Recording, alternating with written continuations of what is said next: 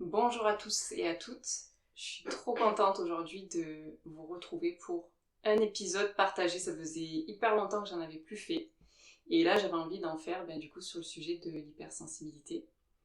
Donc on se retrouve aujourd'hui pour le tout premier épisode que je partage et donc où j'ai le plaisir d'accueillir du coup aujourd'hui Joséphine. Bonjour. Du coup, avant de démarrer un petit peu ton parcours tout autour de l'hypersensibilité, est-ce que tu voudrais bien te présenter ? Oui. Donc moi c'est Joséphine, j'ai 37 ans. Je suis maman d'un petit garçon qui s'appelle Louis. Dans la vie je suis coach. Je travaille avec les femmes et spécifiquement sur le sujet de l'ambition féminine. Et du coup, effectivement, l'hypersensibilité, c'est un sujet qui m'a beaucoup touchée toute ma vie aussi. Donc, je suis ravie d'être là aujourd'hui et de partager mon expérience là-dessus. Eh bien, merci déjà pour avoir envie comme ça de partager ton parcours. Je pense que ça inspirera ou aidera certaines femmes hypersensibles aujourd'hui qui écoutent cet épisode. Du coup, pour repartir un petit peu à l'origine de l'hypersensibilité, comment t'as découvert que t'étais hypersensible ou comment t'as découvert ce mot hypersensible ou un peu tout mélangé? Ouais. Est-ce que tu l'as toujours su? Est-ce que tu l'as découvert à un moment particulier? Ouais. Explique-nous un petit peu comment c'est né. Alors, on va dire que je l'ai toujours ressenti parce que je voyais bien que j'avais pas la même manière de gérer mes émotions que mon entourage et que c'était assez difficile d'ailleurs. Mais j'avais pas du tout de mots à mettre dessus. Pour le coup, je me trouvais juste bizarre en fait. C'était un peu ça. Et en fait, ma découverte de l'hypersensibilité, elle date d'il y a pas très très longtemps. Je dirais 5-6 ans. Où là vraiment je sais pas, je me suis retrouvée dans des situations où vraiment j'étais très très sensible, très touchée, etc. Et j'ai découvert un livre qui s'appelait Fort comme un hypersensible. C'est Saverio Tomasella celui-là ou pas? Non. Je n'ai plus le nom de la personne qui l'a écrit. C'est un humoriste, je crois. D'accord. Et qui décrivait en fait son quotidien d'hypersensible, la manière dont il le vivait, etc. Et en fait, ça a été j'avais les frissons à chaque fois que je lisais une phrase en me disant mais c'est moi, et je savais même pas que c'était normal, en fait. Enfin, normal, oui, normal de ressentir les choses comme ça, d'avoir ce genre de peur aussi, de gérer tout ça. Et donc ça a été le premier déclic, ça a été de lire ce livre. Et du coup, mon cheminement s'est fait comme ça, petit à petit, avec plein d'outils différents. Ouais. Et donc j'ai continué les lectures, j'ai continué à travailler sur moi aussi. J'ai fait une grosse dépression aussi à la naissance de mon fils, donc ce qui m'a amené aussi à beaucoup m'introspecter, regarder ce qui se passait, pourquoi c'était si dur pour moi, etc. Donc voilà, mon chemin il s'est fait comme ça, jusqu'à découvrir d'autres outils que j'utilise aujourd'hui, comme le Human Design, etc., qui ont vraiment confirmé le fait que j'étais hypersensible. D'accord. Et m'aider aussi à le gérer. Ok. Voilà. Et c'est fou que en fait, t'es tombée sur ce livre et ça t'a parlé en fait sans même connaître le mot hypersensible. Ouais. Ça a fait naître un truc en toi, tu t'es dit, faut que je lise ce livre. Je crois que c'est quelqu'un qui me l'a prêté. Ah. Il me semble que c'est ça, quelqu'un me l'a prêté. Et vraiment, quand je l'ai lu, j'ai dévoré le livre en me disant, mais c'est pas possible en fait de pas avoir su que ça existait, que c'était. Que voilà, j'avais vraiment aucune connaissance de ce que c'était, juste je le vivais comme ça. C'était hyper difficile. Je me sentais peu comprise, je me sentais très seule aussi dans cette manière de fonctionner. Et du coup, le fait de voir quelqu'un qui écrivait un livre dessus, c'était dingue pour moi. Enfin, voilà, du coup, ouais, ça a tout déclenché en fait. Ouais, t'avais l'impression que la personne écrivait un livre sur toi en fait. Et que j'aurais pu écrire le livre, ouais, que c'était mes mots. Et c'était incroyable. Bah oui, ça, je crois que la révélation de l'hypersensibilité, quand on ne sait pas dès le début, quand on se sent différent comme tu le dis, Mais quand on n'a pas de mots dessus et quand on te met le mot dessus, on a l'impression que ça remet tout en place. En même temps, c'est un bouleversement. Ouais, complètement. Et en même temps, on a l'impression... Moi, j'avais cette impression qu'on m'avait menti, en fait. Oh, ouais. C'est très bizarre. Je suis assez d'accord. Mais comme si, en fait, tout le monde savait et personne m'avait dit, C'est mais ça. t'es hypersensible, en fait. C'est juste ça, le truc. Mais oui. Mais je pense que... Ouais, bon, c'est... Et le fait de savoir, ça permet du coup de comprendre.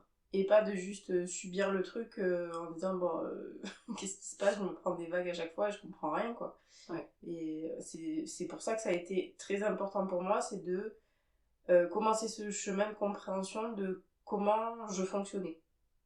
Oui. Donc c'est ça qui t'a aidé du coup à... C'est comprendre ton fonctionnement, comprendre pourquoi peut-être aussi c'était arrivé. Ouais. Et du coup tu dirais, qu'est-ce qui était le plus dur pour toi? Tu dis subir l'hypersensibilité, je pense que c'est un truc qu'on ressent un peu tous, tant qu'on n'a pas mis le mot dessus et qu'on n'a pas avancé. Qu'est-ce qui était peut-être le plus dur pour toi ou ce que tu avais l'impression de plus subir? Moi j'avais l'impression vraiment, c'est ce que je disais tout à l'heure, de ne pas être compris. En fait c'est comme si mon monde intérieur il était immense, il se passait plein de choses et que dès que je dévoilais une micro truc de ce qui se passait, une émotion ou des pensées ou des réflexions que j'avais pour moi, j'avais l'impression d'être un extraterrestre, quoi. Enfin, c'est folle, ça va pas, c'est trop. Enfin, c'était trop, quoi, en fait. Du coup, les gens comprenaient pas. Moi, je me disais, putain, je suis bizarre. Les gens peuvent pas m'aimer comme ça, en fait.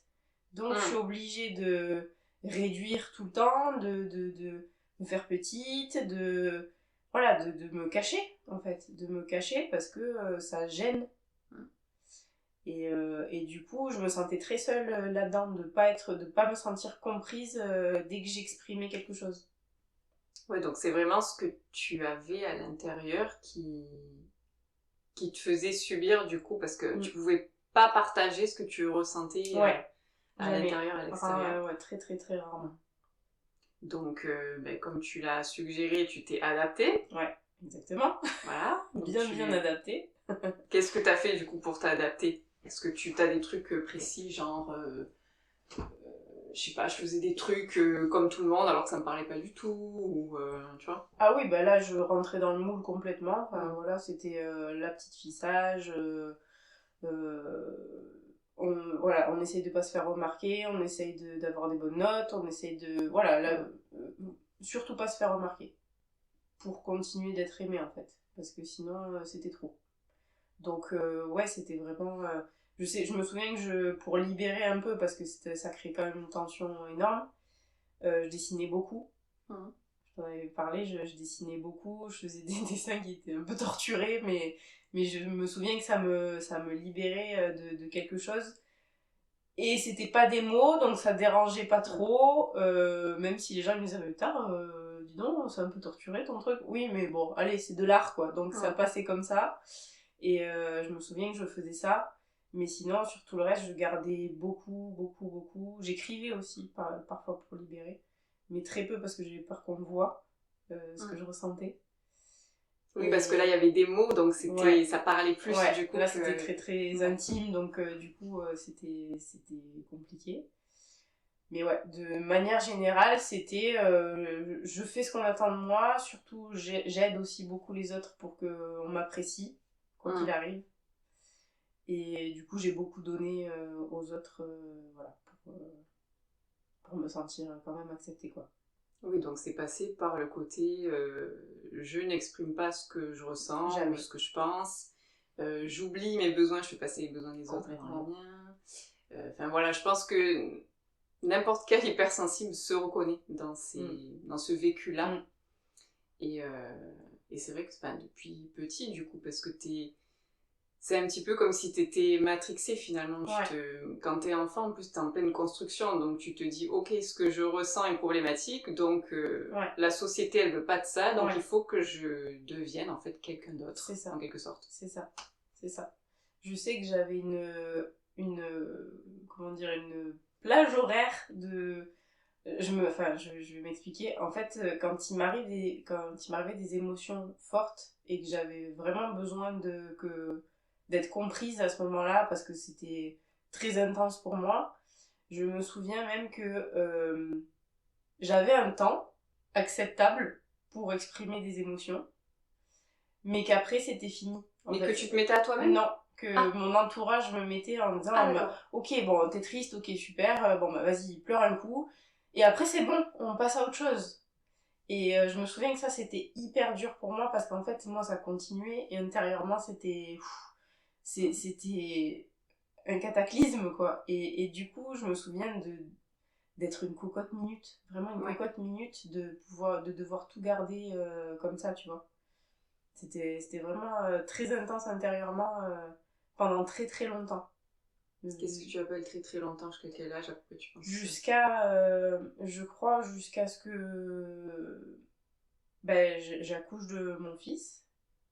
Donc 28 ans. Ouais.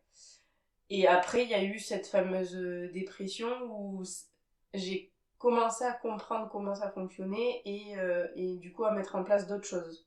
Mais jusque-là, c'était ça, quoi. C'était ça et finalement, je m'empêchais de vivre complètement. Oui, parce que tu te conformais à des trucs, mais finalement, C'était pas moi. C'était les attentes des autres, mais c'était pas tes attentes à toi, ni tes envies à toi, ni tes besoins. Voilà, c'est ça. Et quand t'étais enfant, du coup, que t'avais des grosses crises émotionnelles, comme tu dis, qu'est-ce qui te touchait le plus? Bon, je dis enfant, mais en vrai, ça peut être même en grandissant, parce que je pense que c'est toujours les mêmes trucs qui reviennent. Il y a souvent le petit détail qu'on va voir, la personne, du coup, il y a un silence, tu sais pas pourquoi, alors qu'en fait, non, il y avait rien de spécial, mais toi, tu détectes le truc. Tu vois, ce genre de truc, c'était ce genre de truc pour toi? Ah ouais, moi, j'ai toujours, d'aussi loin que je me souvienne, j'ai toujours, du coup, beaucoup analysé les autres pour justement être exactement dans leurs besoins. Donc effectivement, si je sentais une petite tension, une petite fatigue, un mot, un truc, j'étais là sur le qui-vive en disant ok, bon, elle a besoin de ça, etc. Et donc je m'adaptais vraiment même non dit, au silence, à tout ce qu'il y avait. Donc ça me demandait énormément d'énergie, ça, de faire ça. Ça me demande toujours de l'énergie, parce que je le fais encore toujours un peu. mais du coup, ouais, c'était... ouais, j'analysais énormément. T'analysais énormément les gens, l'environnement, tout en fait. Les mots, et ce qui me faisait le plus mal, on va dire, c'est du coup quand il n'y avait pas de retour, enfin les gens ne faisaient pas la même chose pour moi, donc moi quand j'exprimais un petit truc, déjà c'était énorme pour moi parce que comme j'étais habituée à m'adapter, dès que j'exprimais quelque chose, je me disais mais les gens ils vont voir que là je suis vraiment au bout, à la dernière limite et que j'ai besoin d'aide, et en fait ils voyaient rien, il se passait rien. Enfin pour eux c'était une banalité quoi, et ça me blessait beaucoup. Ça me blessait beaucoup parce que je me disais ok, moi je donne beaucoup mais à l'inverse ça marche pas quoi. Et oui, on a tendance à penser ça aussi quand on est hypersensible, c'est que les autres vont faire moi j'appelle ça des actes d'amour, même si c'est pas avec forcément un amoureux. Mais on fonctionne pas tous de la même façon. Et non. Et ça, on l'apprend beaucoup plus tard et on se dit ah oui, non, en fait, là, ce qu'il a fait, c'était un acte d'amour. C'est juste que pour moi, c'était pas ce que j'attendais. Ouais, c'était pas de la manière dont je l'attendais, mais effectivement. Ouais, on a ce truc de... Alors, je sais pas d'où ça vient, tu vois, parce qu'on n'est pas du tout du style à se dire on est mieux que les autres, donc il faut fonctionner comme nous, au contraire. Mais ouais, je pense que c'était peut-être dans l'attente quand même d'être soutenu un minimum. T'es dans l'attente d'être aimé en fait, je pense. Oui. Quand tu analyses, quand tu t'adaptes pour les autres, finalement le besoin profond c'est d'être aimé, quoi qu'il arrive. Et tu attends d'être aimé parce que t'as donné. Oui. Alors même si c'est pas l'intention de départ, même quand on le fait, on n'est pas en train de se dire je vais faire ça pour qu'il m'aime, etc. Non, oui, mais c'est un truc inconscient et forcément c'est une protection, bien sûr. Et quand ça vient pas, ça blesse beaucoup quoi. Complètement, ça, je te rejoins à 100% dessus, aucun souci. Et je vais aller encore plus loin parce que moi j'adore comprendre d'où ça vient en fait. Ouais. La cause. Et j'aime bien questionner du coup sur toi, tu penses que ça vient d'où cette hypersensibilité? Je t'explique. Moi, j'ai la conviction qu'on est avec une sensibilité qui est élevée, déjà, mais que la situation ou l'environnement dans lequel on va évoluer va faire que cette sensibilité va se transformer justement en une hyper-analyse de tout, etc., etc. Est-ce que tu as ce même cheminement par rapport à ce que tu as vécu sans rentrer dans les détails, ou est-ce que tu penses que ça peut venir d'autres choses? Non, je pense qu'il y a eu un déclencheur. Je pense qu'il y a eu un déclencheur. Mes parents se sont séparés quand j'étais très très jeune et je pense que c'est à ce moment-là que j'ai dû vivre une insécurité, tu vois, un truc qui m'a fait dire ok, faut que je continue d'être aimée. Donc, comme c'est arrivé tôt dans ma vie, je pense que de suite je me suis dit ok, pour garder de la sécurité, pour qu'on me garde en fait, il faut que je m'adapte. Et je pense que le déclencheur c'est ça. Après, je connais pas vraiment le mécanisme de comment ça s'est fait, mais je sais que j'ai d'ailleurs étrangement beaucoup de souvenirs de cette période-là, alors que j'étais vraiment toute petite, j'avais 2 ans et demi, 3 ans. Et c'est quand même rare d'avoir des souvenirs de cette période-là, et je me souviens de choses très précises. Alors pas d'événements, mais j'ai des flashs de comment était ma maison, de certaines... oui, de certains événements aussi que j'ai vécu à ce moment-là, c'était banal, hein, mais j'ai des souvenirs très très précis de ces moments-là. Et je me dis que c'est pas anodin, parce que si c'est resté dans ma mémoire, c'est qu'à ce moment-là, il se passait quelque chose, peut-être que je comprenais pas encore, ou juste que je captais. Mais je crois que c'est à ce moment-là que ça a commencé à se développer, quoi. Oui, en tout cas, voilà, si tu le ressens, c'est que c'est certainement ça. Je cherchais pas forcément une bonne ou une mauvaise réponse, c'est juste voilà, pour voir si il y aurait d'autres choses à explorer, tu vois, parce que moi j'adore vraiment trouver l'origine du truc et pour mieux se comprendre, justement. Donc c'est ce que tu disais tout à l'heure, avoir mis un mot dessus, du coup quand tu as lu ce livre, tu as commencé à mieux te comprendre. Et ensuite, qu'est-ce qui s'est passé? Parce qu'on sait que ça suffit pas de mieux se comprendre, c'est un premier pas, mais ensuite, est-ce que tu as fait des choses ou tu as mis des actions en place? Je dirais que le livre, il m'a confortée dans ce que je ressentais, du coup, il a mis des mots dessus et ça a fait une espèce de validation de se dire, en fait, t'es comme ça et c'est bien, en fait. C'est aussi quelque chose de bien, t'es pas obligé de le subir et tu peux en faire une force, tu vois, parce que ça... Enfin, quand on a développé ça, on développe des capacités de dingue, quand même. L'hypersensibilité, c'est un vrai super pouvoir, quoi. Oui. Et je le voyais pas comme ça jusque-là, donc moi je le subissais beaucoup. Et là en fait ça a fait switcher mon mental en me disant attends, mais effectivement il y a des compétences que j'ai que d'autres n'ont pas en fait, pas du tout. Et je le vois parce qu'ils sont pas capables de faire ce que moi je fais, donc c'est que j'ai un truc en plus, donc ça m'a permis quand même de me dire en fait t'as de la valeur et donc tu peux l'utiliser. Et après le chemin il s'est fait sur plein d'endroits différents, je pense, notamment vu que c'était la période où j'étais jeune maman et que c'était un bouleversement énorme, j'ai utilisé ça en fait pour comprendre tout ce qui se passait, comprendre mes émotions.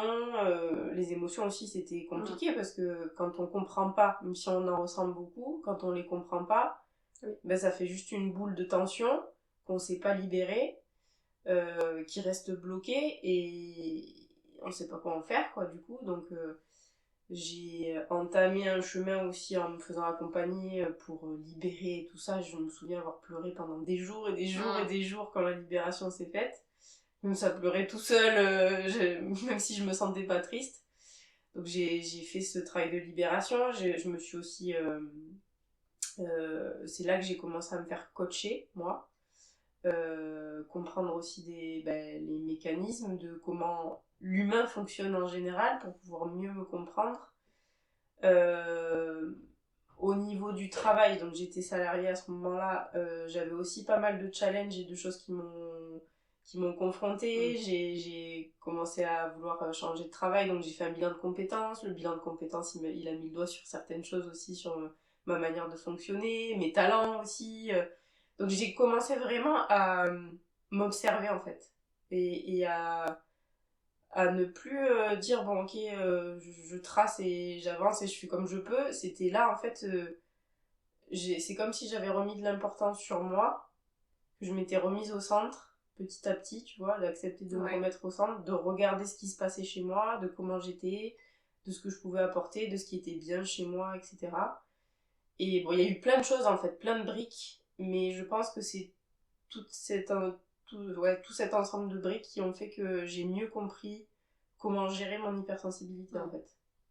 Parce que après il y a eu un travail sur les limites aussi, sur je suis pas obligée de prendre les émotions de tout le monde, même si je les prends c'est pas les miennes, enfin voilà, tout ce travail là de prise de conscience aussi il a été long mais vraiment très très utile pour moi, même si je suis encore en chemin, tu vois, c'est pour moi indispensable d'avoir fait ce truc là parce que ben, j'ai plus du tout géré de la même manière après. Et je suis capable aujourd'hui de dire, ben là, en fait, c'est trop, j'ai besoin de repos. Là, en fait, peut-être j'ai mal géré la limite, ok, ben je la repose après. Enfin, tu vois, de réajuster à chaque fois, même si c'est pas parfait du premier coup, je suis capable d'observer, de réajuster après et d'avoir les bons outils pour le faire, tu vois. Oui. Et c'est tout ce cheminement qui m'a permis de faire ça, quoi. Il y a eu beaucoup de choses, en fait. Oui, mais t'as quand même eu ce mindset, tu vois, en lisant le livre, de pas te positionner en victime. Parce qu'il y a beaucoup d'hypersensibles qui font ça aussi, qui remettent du coup la faute sur le fait de subir. C'est la faute de l'hypersensibilité, et du coup toute ma vie je vivrai comme ça, il n'y a rien à faire, tu vois. Donc il y a quand même un mindset de positionner l'hypersensibilité en force, même si c'est pas simple tous les jours. Hein. Non, bah non, j'ai pas dit ça du tout. On n'a pas dit ça. Mais il y a quand même cette espèce de force motrice qui te permet quand même d'avancer malgré cette révélation et voilà, tout ce que ça a entraîné derrière. Mais c'est à ce moment-là que ça a switché, parce que avant ça, effectivement, j'étais dans la position de victime. Mais tu ne savais pas que tu étais hypersensible. Je ne savais pas que j'étais hypersensible, mais je savais que j'étais... Enfin, je le disais pas comme ça, mais j'étais vraiment dans une posture de victime, à dire, ben voilà, c'est trop dur pour moi, personne me comprend, personne m'aime, personne... voilà, c'était, je suis toute seule, j'ai pas de soutien. Oui, je pense que c'est ça. C'est que tu pensais peut-être seule aussi à être comme ça. Et... C'est ça. Et du coup, oui, pendant la plupart de ma vie, j'étais quand même dans une posture de victime. Et ce livre, même si ça a changé tout doucement, ça m'a permis de me dire, mais en fait, non, c'est une super force. Et du coup, ça a changé mon mindset là-dessus. Et à partir de là, effectivement, ça m'a permis d'avancer. Et de pas rester dans cette posture-là. Et d'ailleurs, j'en avais marre, en fait. Il y avait ce truc aussi de me dire, en fait, tu sais, quand t'es en mode victime tout le temps, en fait, ça épuise aussi, en fait. Au bout d'un moment, je me saoulais. Je m'auto-saoulais d'être dans ce mode-là, en fait. Et j'avais besoin de reprendre les rênes et de faire ce qu'il faut pour vivre, en fait. Juste pour vivre, je pense que le déclencheur, ça a été, mais j'ai envie de vivre. Oui, parce que là, t'avais l'impression, en fait, en subissant, de passer à côté de ta vie ou de vivre la vie de quelqu'un d'autre. L'adaptation était trop forte, je m'adaptais à tout le monde, chaque environnement, au travail, en perso, dans mon couple, partout, je m'adaptais partout. Donc c'était pas possible en fait de vivre comme ça, quoi. Ben non, qui aurait envie de subir comme ça Pas possible. Et puis là, en ayant mon fils, bah c'était pas possible que je lui montre cet exemple-là. C'était devenu trop... Non, pas possible. Enfin, physiquement, je pouvais pas. C'est devenu trop fort à ce moment-là. Ouais, donc ton fils quand même a été peut-être un accélérateur aussi de... Il y a beaucoup de choses qui ont changé grâce à mon fils, Généralement, c'est la venue des enfants, ça vient te faire avancer beaucoup plus vite que tu ne peut-être le voudrais, mais ça a été un gros ça te challenge, tsunami, un énorme tsunami, mais autant personnel que relationnel, je pense. Et c'est là vraiment que j'ai commencé à dire c'est non en fait, c'est non. Donc ok, t'es hypersensible, très bien, on prend l'info, maintenant on va trouver des solutions. En fait quelque chose en fait, on reste pas... C'est ça. Ouais, donc ce qui t'a aidé, c'est d'être accompagnée. Est-ce que t'as travaillé aussi avec ton corps? J'explique. pas que du coup mentaliser le truc et de se dire ça va aller. Évidemment que le mental est important dans le sens où il appuie beaucoup aussi. Mais dans l'hypersensibilité, tout part du corps en fait. Donc si tu fais pas comprendre à ton corps que c'est ok d'être hypersensible, qu'on est en sécurité, etc., ça reste quand même compliqué de le faire qu'avec le mental. J'ai fait, je dirais principalement avec le corps. J'avais une personne qui faisait de l'orthobionomie. Explique-nous l'orthobionomie. Ah ben, j'aurais du mal à l'expliquer. Je dirais que c'est un dérivé de l'ostéopathie. D'accord. Mais il y a un côté plus énergétique. Je suis pas spécialiste. Ce que je sais c'est que j'allais en séance et qu'elle travaillait avec le corps justement et qu'elle m'a permis de libérer beaucoup de choses qui étaient coincées. Je me souviens que les premières fois où je la voyais, je n'arrivais pas à respirer en fait. J'avais respiré toute ma vie avec le haut du et j'arrivais pas du tout à respirer profondément avec le ventre. Avec le ventre, c'était impossible pour moi, vraiment c'était bloqué, le diaphragme complètement noué et du coup petit à petit j'ai commencé à faire ce travail sur le corps et c'est là où ça a libéré le plus de choses, je dirais. Enfin voilà, j'ai eu des séances où je pleurais, j'ai eu des séances où après j'avais beaucoup de rêves. Voilà, il y a eu un truc qui s'est passé aussi au niveau du corps où ça a libéré quelque chose et à partir du moment où ça a été bien libéré, je me souviens que j'avais l'impression d'avoir pris un seau, que j'avais vidé l'intérieur de toutes les larmes de tout ce que j'avais porté. T'avais fait une purge quoi. Et j'ai fait une purge et en fait c'était ça m'a soulagée et je me sentais légère après. Je me dis mais c'est quoi ce truc? Mais ça se rapproche d'une thérapie somatique, donc qui travaille du coup avec le corps. Oui, après peu importe ce qu'on choisit, si ça t'a parlé, voilà, c'était le bon truc et d'ailleurs ça a fonctionné. Donc ça m'a mis en marche du coup sur plein d'autres choses après. Et c'est plein d'autres choses, c'était quoi après du coup? Eh ben c'est plein d'autres choses. Alors ça s'est fait bien sûr par étapes, mais au début j'ai commencé on rappelle du coup que ça ne se fait pas en quelques jours. Non, je pense que j'avais calculé le truc, je pense que ça a mis 7 ans en tout. Donc c'était quand même très long. Les premiers pas, on va dire, j'ai commencé à changer mon environnement de travail. Où j'ai fait mon bilan de compétences, j'ai changé de boulot. Je suis restée dans la même boîte mais j'ai changé de boulot, donc ça m'a permis de creuser d'autres choses aussi. Mais je voyais bien que c'était pas assez, donc petit à petit, même si j'ai fait mon petit chemin, je savais qu'il y aurait quelque chose derrière. J'avais la trouille, donc ça a pris le temps, mais finalement, je dis en fait, je vaux plus que ça en fait. Je vaux plus que ça. Là où je suis, j'adore les personnes avec qui je travaille. Je suis restée 10 ans dans la même boîte, c'était une famille, hein, mais c'était devenu trop petit pour ce que je voulais faire, quoi.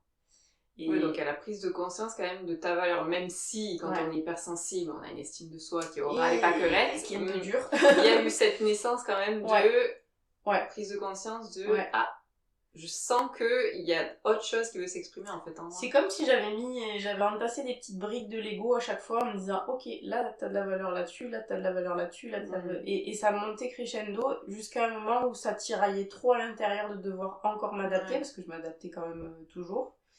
Et que au bout d'un moment j'avais plus du tout envie, c'était devenu vital de faire ce que moi je voulais faire et de le faire dans mes conditions, avec mes mots, ma manière de faire, même si c'était chelou, même si ça paraissait bizarre, il fallait que je le fasse en fait, c'était devenu vital.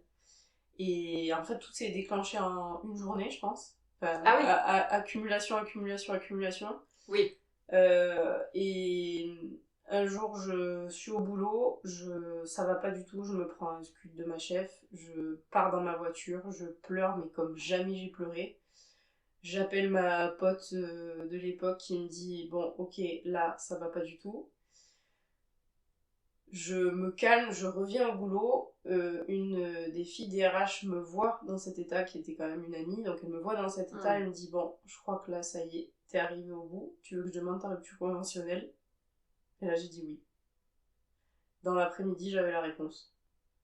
Ouais, mais il y a eu tout le Il y a eu cheminement tout le avant, cheminement avant, l'amoncellement de... l'amoncellement de Ouais. plein de choses, à la fois de choses positives où je me disais putain mais en fait je mérite qu'on me reconnaisse plus, je mérite, enfin je sais que je fais des choses bien et que je peux aller encore plus loin parce qu'il y avait des choses que je faisais facilement et que je trouvais ça limité par rapport à au potentiel que ça avait parce que je prenais conscience de tout ça aussi.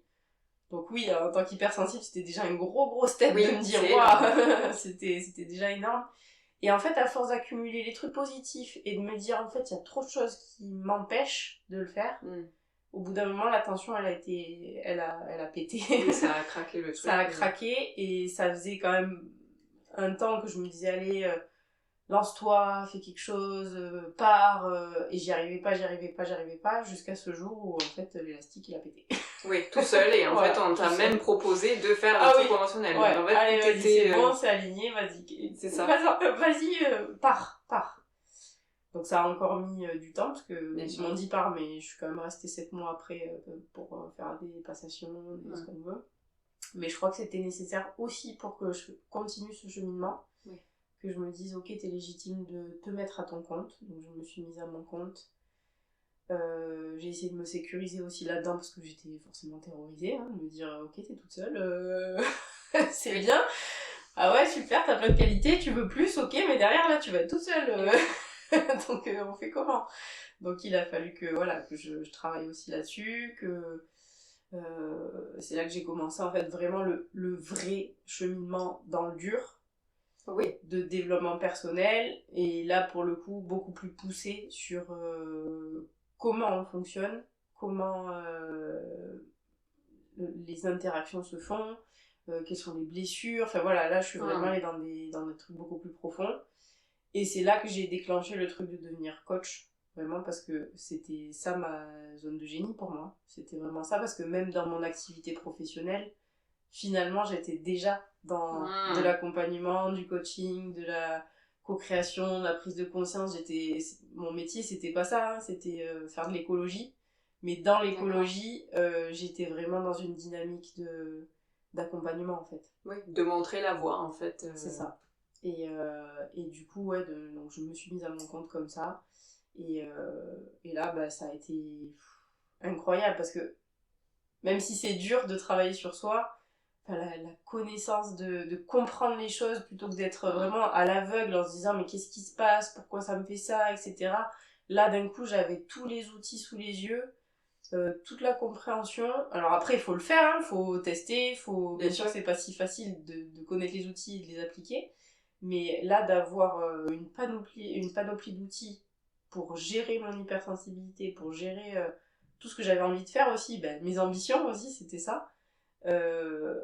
C'était incroyable, et je trouve ça encore incroyable aujourd'hui de me dire que je suis capable de vivre autant d'émotions, même s'il y a des downs, les ups sont aussi forts que les downs, et en fait c'est ça de vivre, tu vois, alors qu'avant j'étais vraiment sur un plateau parce que je m'autorisais pas à ressentir, à vivre tout simplement, quoi.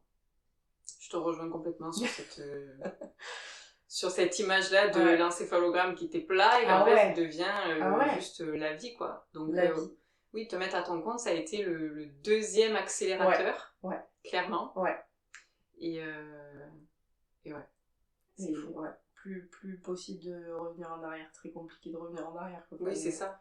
Et puis est-ce que tu avais cette perte de sens aussi dans ton ancien travail? Du coup, c'est ça aussi qui a rajouté par-dessus la prise de conscience de ta valeur. Ouais, la perte de sens a été très forte. Bon, du coup, pareil, ça a matché avec la naissance de mon fils. Ouais. Tu reviens de congé mat, t'as plus ton rôle, ta place. Ce qui s'est passé, en fait, c'est que on m'avait proposé, avant que je parte en congé mat, un poste de responsable que je faisais déjà en plus, dans la réalité, je le faisais déjà, et c'était juste une reconnaissance de ce que je faisais déjà.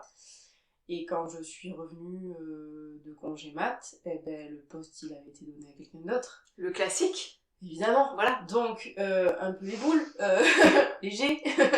Légèrement, oui. Voilà, donc c'est là aussi pareil. En fait, la naissance de mon fils a déclenché plein de choses dans la réalité aussi, qui ont fait que j'étais obligée de bouger. parce que c'était plus possible. Là, c'était plus tenable.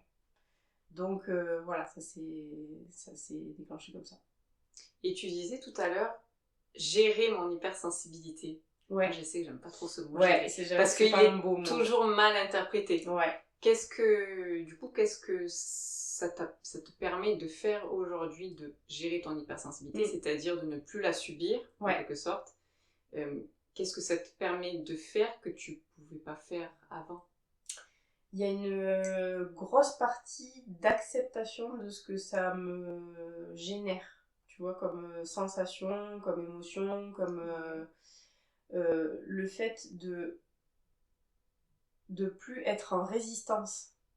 Ouais, de laisser passer du coup ce que tu ressens. Ce que je ressens, de l'accepter, de le voir comme quelque chose de beau, même si c'est désagréable. Oui, parfois c'est désagréable. C'est carrément désagréable, même souvent c'est désagréable, hein. Mais le fait de se dire en fait, moins tu résistes, plus ça va passer vite, et plus tu vas le transformer en quelque chose qui est beau en fait. Et ça, en fait, ça a été vraiment un gros changement pour moi de plus... Parce qu'avant, vraiment, j'étais en mode protection de moi-même aussi. Oui, t'étais en lutte contre toi-même, en fait. Je veux pas ressentir ça, je veux pas être comme ça, je veux pas faire ça. C'était vraiment de la lutte. Et c'était encore plus difficile parce que c'était double claque, genre à l'extérieur, à l'intérieur, quoi. Donc c'était super dur. Et là, le fait de me dire, en fait, déjà les émotions c'est normal, plus tu vas résister, plus elles vont rester. Donc si tu as envie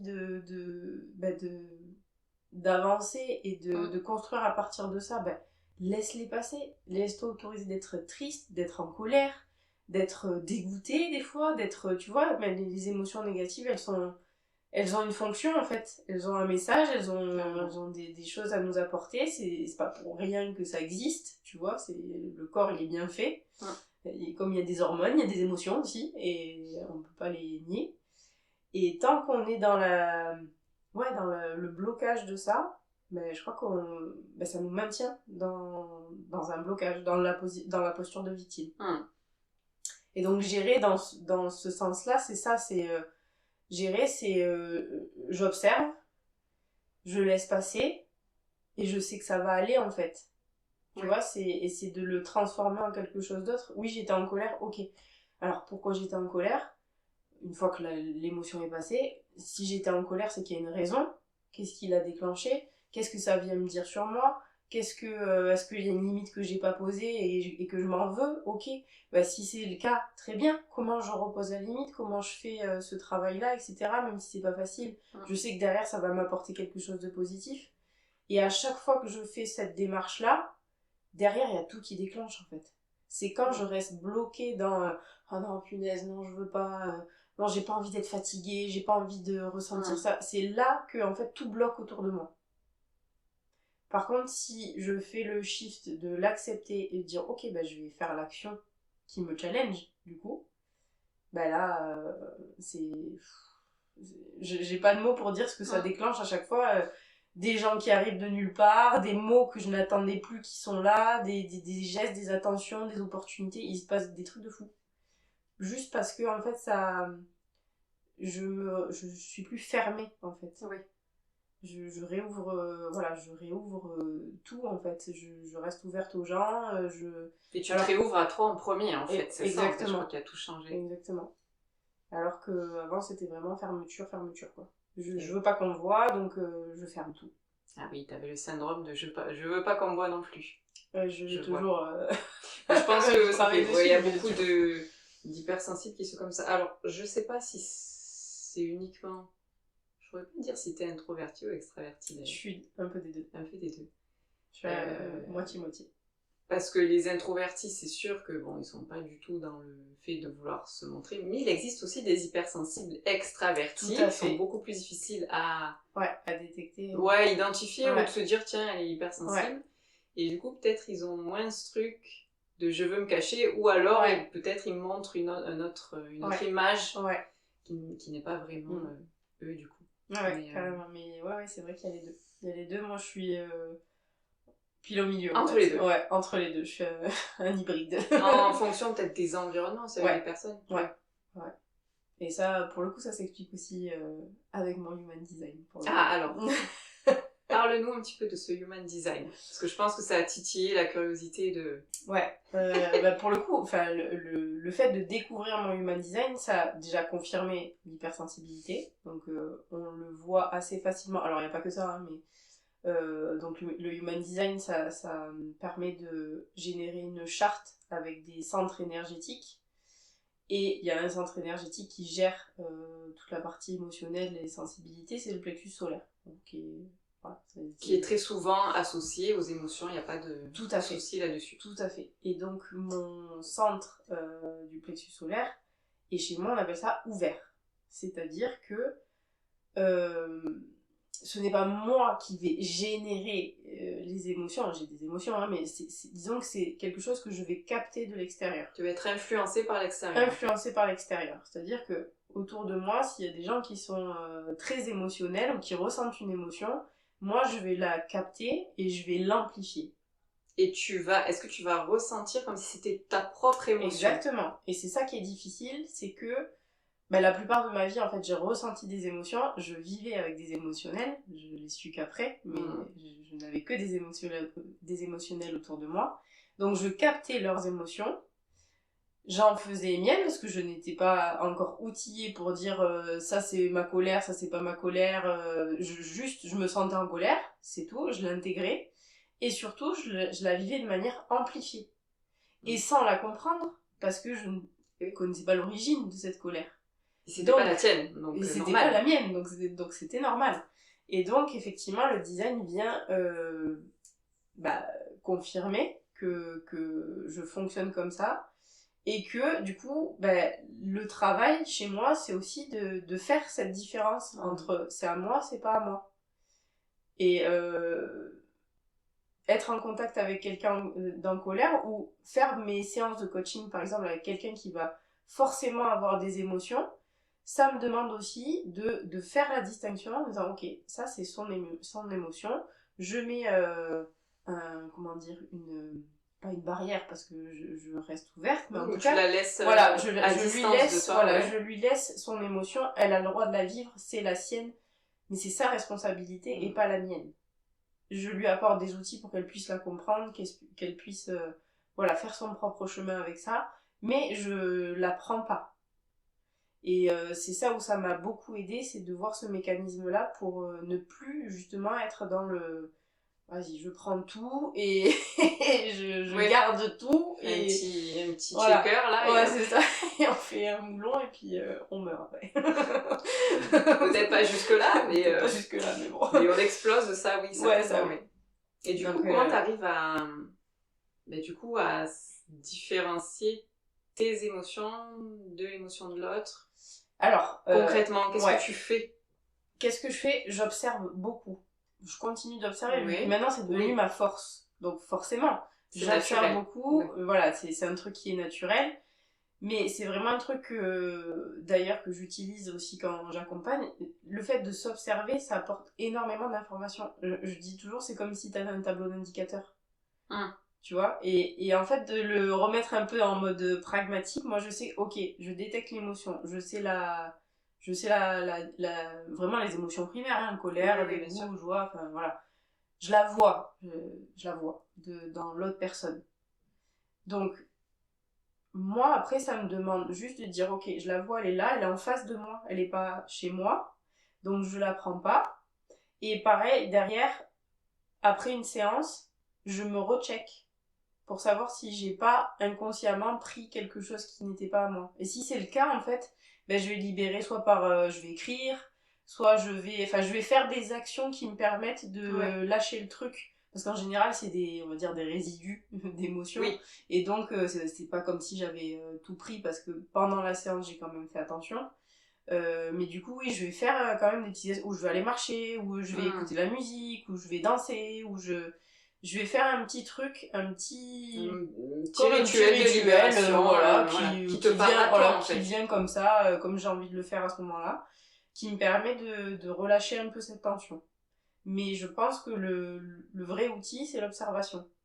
Parce que si je pars dans mon quotidien, je vais chercher mon fils à l'école, je Oui, fais il y a ci, d'abord machin. l'identification de ce n'est pas à moi, C'est ça. avant de faire Avant derrière de la tout le libération, reste. bien sûr. C'est d'abord je regarde, j'observe, je dis ok, là j'ai encore telle émotion, peut-être là j'ai mal géré, je me sens en colère, attends, est-ce que c'était vraiment ma colère ou est-ce que c'était, tu vois, essayer de faire cette distinction là. Et avant après, qu'elle ne rentre en avant toi, en qu'elle fait, rentre, l'émotion. Sinon, après, ou même si elle est rentrée, de quand même la voir pour me dire ok, vu qu'elle est là, vu qu'elle est rentrée et que j'ai pas trop contrôlé, ok, je fais une action derrière qui va me libérer. Mais la plupart du temps, surtout dans des espaces où c'est très cadré comme des séances de coaching, au final, il y a un cadre qui est là pour ça, pour nous protéger. Et donc, je sais que, voilà, la personne, elle aussi est protégée de ce que moi je peux lui transmettre. Et inversement, tu vois. Bien sûr. Là où c'est plus compliqué, je dirais, c'est dans des relations qui sont pas dans le cadre du travail, où il n'y a pas le cadre, justement. Ça, c'est encore un peu challengeant. Parce que tu fais pas gaffe, tu vois, c'est des interactions, c'est la famille, c'est les amis. La posture est différente. La posture est différente, il y a moins de protection. Et donc là, par contre, oui, c'est plus challengeant parce que tu te laisses emporter par le moment. Et en fait, si tu observes pas après aussi comment tu te sens, s'il n'y a pas une espèce de prise de recul, ben je peux vite encore m'embarquer dans attends, qu'est-ce qui s'est passé, le mental qui tourne, réanalyser chaque geste, chaque mot, chaque truc. Ça m'arrive encore sur le côté perso. Mais pareil, ça dure moins longtemps. C'est ça ce que j'allais dire. Est-ce que tu as vu une différence par rapport à avant où ça pouvait mouliner pendant des jours, des semaines même parfois? Ah ouais, oui, ça pouvait être très très long. Là non, ça c'est beaucoup plus court. Et j'ai plus d'outils pour gérer ça derrière. Donc forcément, oui, c'est déjà le fait, j'observe, j'accepte, je comprends le message et après j'agis en fait. C'est ça mes quatre steps que je fais à chaque fois. Et du coup, ça réduit vraiment en temps le bazar. Et puis même le fait de savoir qui tu es maintenant, que tu fonctionnes comme ça, d'avoir libéré certains trucs, c'est normal que le process se fasse en accéléré et que ce soit beaucoup moins impactant qu'avant. Et c'est très rassurant de savoir ça pour toutes les personnes qui aujourd'hui pourraient subir leur hypersensibilité parce que ça montre encore une fois que c'est possible. On peut mieux vivre l'hypersensibilité, on ne pourra jamais l'enlever. Ça fait partie intégrante de qui on est. Mais mieux la vivre pour éviter justement de subir et d'être épuisé comme ça tout le temps en permanence, comme si on était dans un rouleau compresseur ou voilà, malmené par la vie, comme si on était une feuille en fait qui était prise au gré du vent et qui pouvait jamais s'arrêter. Non, là en fait ça permet de trouver une forme d'ancrage en fait. Moi clairement l'hypersensibilité c'est vraiment limite ce que j'aime chez moi en fait. C'est vraiment devenu quelque chose où je me dis mais c'est beau en fait. C'est magnifique l'hypersensibilité et tu vis 10 fois plus fort et t'apportes aussi beaucoup aux gens, t'apportes énormément de sensibilité, de douceur, de compréhension, même si on subit le fait de s'adapter, on apporte quand même énormément d'amour aux gens en fait. Et c'est juste magnifique je trouve. Et vraiment cette manière de le voir et je pourrais plus revenir en arrière parce que je trouve ça trop beau l'hypersensibilité en fait, vraiment. Donc il faut apprendre à le gérer parce que c'est un super pouvoir et comme tout super pouvoir au début c'est un peu chaotique, voilà. Une fois qu'on sait maîtriser ses pouvoirs en fait go quoi, c'est parfait quoi. C'est beaucoup plus fluide et ça apporte plus que ça ne prend comme énergie, comme tout en fait. Et même si ça prend en énergie de temps en temps, c'est vrai, tu sais pourquoi tu le fais en fait. Et ça donne vraiment du sens au fait d'avoir ces capacités-là, je dirais. Oui, puis je pense qu'il faut accepter que parfois, ça va prendre un peu d'énergie. Et c'est ça. C'est comme ça. On est des êtres humains, tout n'est pas linéaire. On vit au. Il y a ce truc aussi d'être toujours productif et tout ça, je pense que c'est ça qui nous tend aussi, c'est que oui, quand on a des périodes où on a pris une grosse charge et qu'on n'arrive pas à la gérer, on est fatigué, on n'arrive pas à avancer comme on voudrait, il y a une culpabilité qui s'installe. Alors qu'en fait, moi je sais que j'ai jamais été aussi productive que quand je prends vraiment une pause et que je l'inclus dans mon quotidien pour me dire, ok, je me pose, je remets de l'ordre dans tout ce qu'il y a à l'intérieur, les émotions et puis tout le reste. Et puis, oui, ben, je commence peut-être à travailler plus tard et peut-être que la matinée, j'ai rien foutu, j'ai pas été productive, mais c'est pas grave parce que je sais que cet après-midi, je vais tout défoncer parce que je suis bien en fait. Je suis bien avec moi-même, je suis bien avec mes émotions. J'ai compris tout ce qu'il y avait à comprendre. En fait, après, bah go en fait. Et le fait de retenir ce qu'on parlait tout à l'heure, la résistance, ben ça te maintient dans un truc où t'essayes quand même d'être productive. Oui, tu forces le truc. Tu forces le truc, parce que quand même, je peux pas m'arrêter, et parce que si... Ok, mais en fait, tu maintiens le truc pendant des semaines, des mois, à être en demi-teinte. Mais c'est pas là que t'es productive. C'est quand vraiment tu te recentres et que tu... Et tu écoutes ton fonctionnement d'hypersensible, clairement. Exactement. Ça change tout. Et ça change tout. Ça change complètement la vie, vraiment. Non mais j'en suis convaincue. Mais je sais. Ah ouais. Bon ben voilà, je crois que c'était une belle conclusion à cet épisode. Je sais pas si tu veux rajouter quelque chose. Non, je crois que... T'as transmis pas mal de choses, donc ça c'est chouette. Ben voilà, du coup, on vous laisse sur cet épisode-là. J'espère qu'il vous aura plu. Merci Joséphine pour tous tes partages. Avec plaisir, merci à toi. Et puis, à la prochaine pour un nouvel épisode partagé.